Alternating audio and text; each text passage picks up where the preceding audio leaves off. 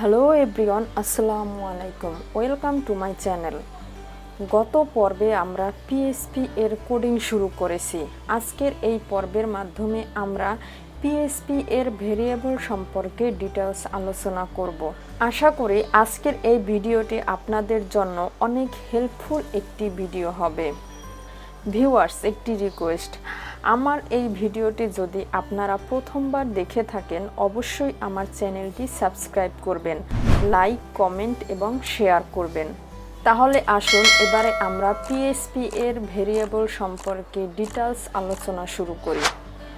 প্রথমে আমরা জানব পিএসপি এর ভেরিয়েবল কি। ভেরিয়েবল বলতে কি বোঝায়? মনে করেন তিনটি বক্স রয়েছে, বক্সগুলো দেখতে একই রকম। তিনটি বক্সে তিন রকমের ফল রয়েছে, একটিতে আপেল, একটিতে কমলা এবং একটিতে আঙুর রয়েছে। এখন আপনাকে যদি কেউ বলে যে আপনি আপেল নিয়ে আসেন, তাহলে আপনাকে তিনটি বক্সই খুঁজতে হবে কোন বক্সটিতে আপেল রয়েছে।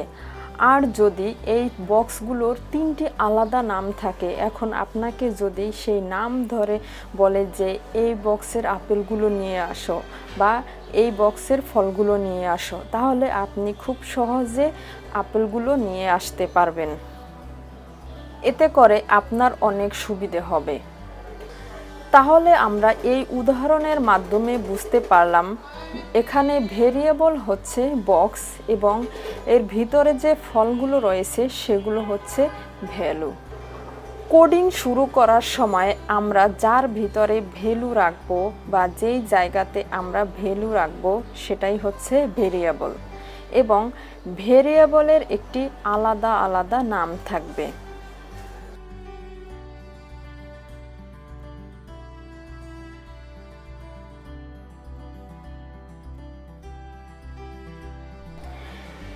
পিএসপিতে একটি ভেরিয়েবল ডলার চিহ্ন দিয়ে শুরু হয়, তারপরে ভেরিয়েবলের সংক্ষিপ্ত নাম থাকতে পারে, যেমন এক্স এবং ওয়াই বা আরও অনেক কিছু থাকতে পারে।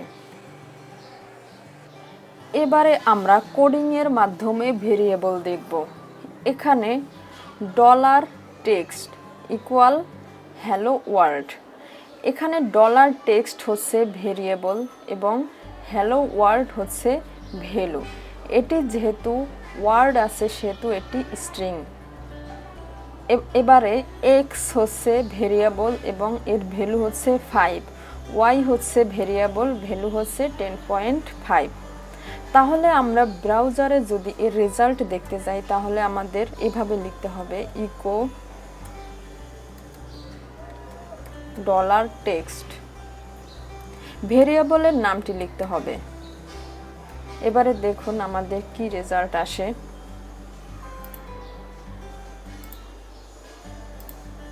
দেখুন এখানে ভ্যালু শো করেছে হ্যালো ওয়ার্ল্ড। এখানে আমরা ভেরিয়েবলটি ইকো করেছি, আমাদের ভ্যালু শো করেছে। আবার যদি আমরা লিখি ইকো, এভাবে ব্রেক দিতে হয়।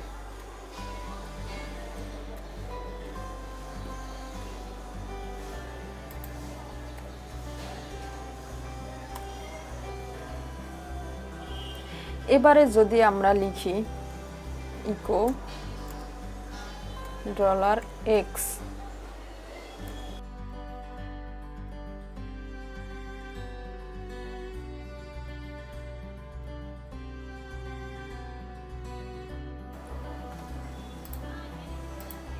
আমাদের 5 শো করেছে। এক্স এর ভ্যালু হচ্ছে 5, এক্স হচ্ছে ভেরিয়েবল, এর ভ্যালু হচ্ছে 5। আবার যদি আমরা এভাবে শো করি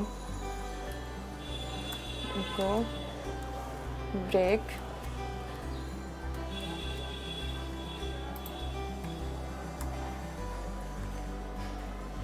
ইকো ডলার ওয়াই,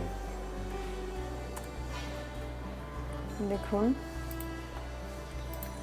তাহলে আমাদের 10 শো করেছে। এখান থেকে আমরা কি বুঝতে পারলাম? এখানের ভেরিয়েবল হচ্ছে ডলার, এর পরের যে টেক্সট আছে সেটা হচ্ছে ভেরিয়েবল এবং এর ভ্যালু হচ্ছে হ্যালো ওয়ার্ল্ড। এভাবে প্রত্যেকটি ভেরিয়েবলের ভ্যালু দেয়া আছে। ইকো করার সময় আমাদের অবশ্যই ভেরিয়েবলকে ইকো করতে হবে, তাহলে আমরা ব্রাউজারে ভ্যালু দেখতে পাবো। কোডিংয়ের মাধ্যমে আমরা দেখতে পেলাম পিএইচপিতে একটি ভেরিয়েবল ডলার চিহ্ন দিয়ে শুরু হয়, তারপরে ভেরিয়েবলের সংক্ষিপ্ত নাম থাকতে পারে। এবারে আমরা পিএইচপি ভেরিয়েবলের নিয়ম শিখব। একটি ভেরিয়েবল ডলার চিহ্ন দিয়ে শুরু হয়। ভেরিয়েবলের নাম একটি পরিবর্তনশীল। নাম অবশ্যই একটি অক্ষর বা আন্ডারস্কোর অক্ষর দিয়ে শুরু করতে হবে। একটি পরিবর্তনশীল নাম একটি সংখ্যা দিয়ে শুরু হতে পারে না। একটি পরিবর্তনশীল নাম শুধুমাত্র আলফা সংখ্যাযুক্ত অক্ষর এবং আন্ডারস্কোর থাকতে পারে। পরিবর্তনশীল নামগুলো কেস সংবেদনশীল বা কেস সেন্সিটিভ। এখানে দেখুন $s এবং $s দুইটি ভিন্ন ভেরিয়েবল। এবারে আমরা আরও একটি উদাহরণ দেখব।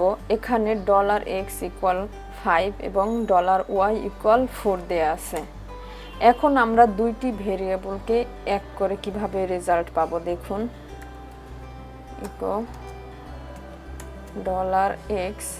এখন যদি আমরা এটাকে প্লাস করতে চাই তাহলে আমাদের প্লাস সাইন দিতে হবে $y। তাহলে দেখুন আমাদের রেজাল্ট কি আসে।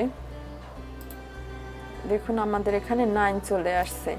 এখানে আমাদের যোগফল হচ্ছে 9, 5 + 4 এর যোগফল হচ্ছে 9। তাহলে আমরা দেখতে পেলাম দুইটি ভেরিয়েবল যখন আমরা ইকো করলাম যোগ করে, তখন আমাদের এই রেজাল্ট কত দেখালো? 9।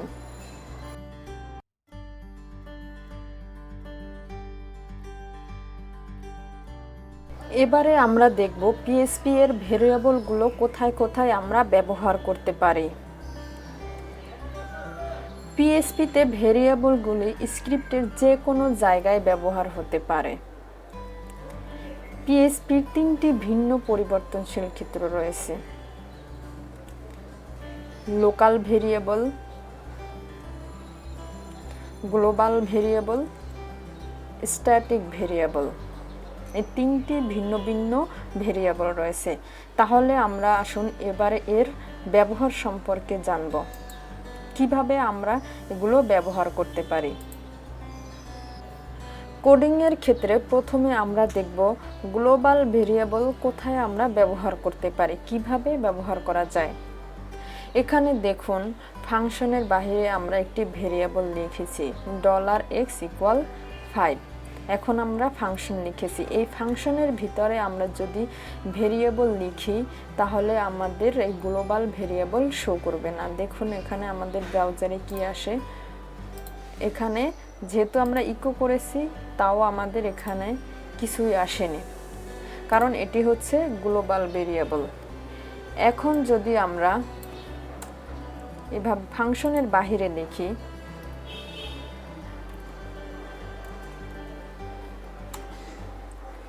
my test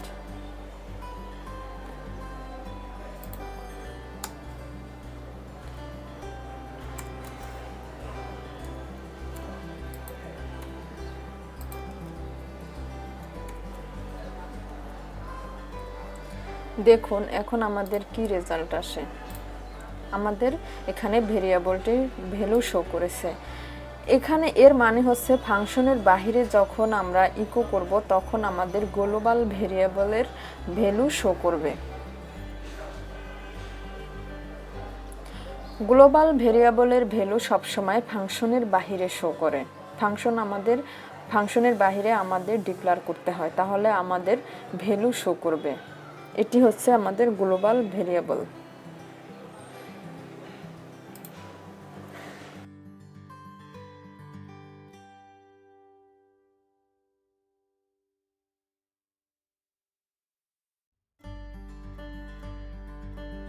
লোকাল ভেরিয়েবল সবসময় ফাংশনের ভিতরে শো করে। এখানে দেখুন আমরা ফাংশনের ভিতরে ভেরিয়েবল ডিক্লেয়ার করেছি $x = 5। এখানে ইকো যখন আমরা $x লিখেছি তখন আমাদের এখানে ভিতরে $5 মানে ভিতরে ভ্যালু 5 শো করবে।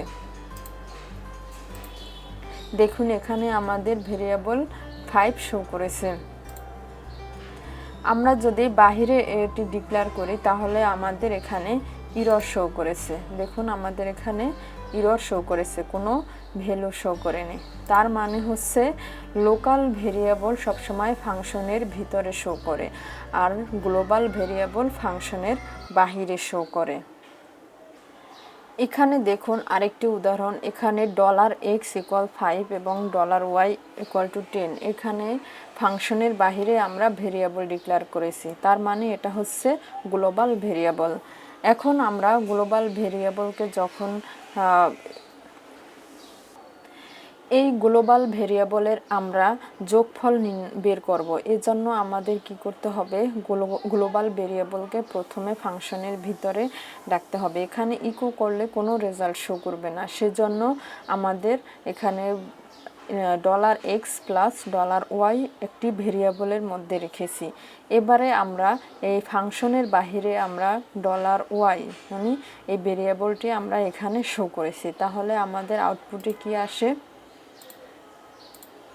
এখানে আমাদের আউটপুটে যোগফল চলে আসছে, কারণ আমরা ইকো করেছি ফাংশনের বাহিরে। ফাংশনের ভিতরে করলে আমাদের ফাংশনের ভিতরে গ্লোবাল ভেরিয়েবল ইকো করলে আমাদের রেজাল্ট শো করবে না, সেজন্য আমরা ফাংশনের বাহিরে শো করেছি।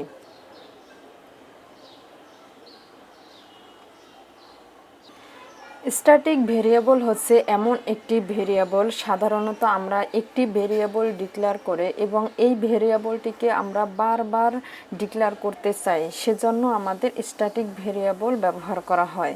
এখানে দেখুন স্ট্যাটিক ভেরিয়েবল $x = 0 এবং এটাকে ইকো করলাম, ইকো করে তারপরে আমরা এটাকে ইনক্রিমেন্ট করলাম, মানে x প্লাস দিয়ে আমরা ইনক্রিমেন্ট করলাম, মানে এটা 0 আছে, 0 থেকে 1 2 আমরা এভাবে যতবার আমরা ডিক্লেয়ার করব, আমরা ফাংশনের নিচে যতবার আমরা ডিক্লেয়ার করব এটি আমাদের এভাবে কাউন্ট হতে থাকবে। যেমন এখানে আমরা তিনবার ডিক্লেয়ার করেছি, তাহলে আমাদের এখানে কি আসে দেখুন, এখানে আমাদের 0 থেকে 0 1 2 আমাদের 3বার ডিক্লেয়ার হয়েছে, আমাদের ইনক্রিমেন্ট হয়ে এখানে ডিক্লেয়ার হয়েছে, কারণ এখানে 0। আবার যদি দেখুন এখানে আমরা যদি 1 লিখি তাহলে 1-এর পর থেকে আমাদের 1 করে ডিক্লেয়ার হয়েছে, এখানে আমরা ইনক্রিমেন্ট করে দিয়েছি, সেজন্য আমাদের এটি বৃদ্ধি পাচ্ছে।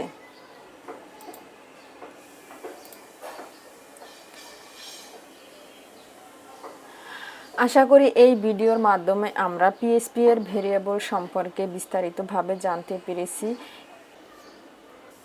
ভিউয়ার্স, আজকের এই ভিডিওটি যদি ভালো লেগে থাকে অবশ্যই আমার চ্যানেলটি সাবস্ক্রাইব করবেন, লাইক কমেন্ট এবং শেয়ার করবেন। পরবর্তী ভিডিও দেখার আমন্ত্রণ জানিয়ে এখানেই বিদায় নিচ্ছি।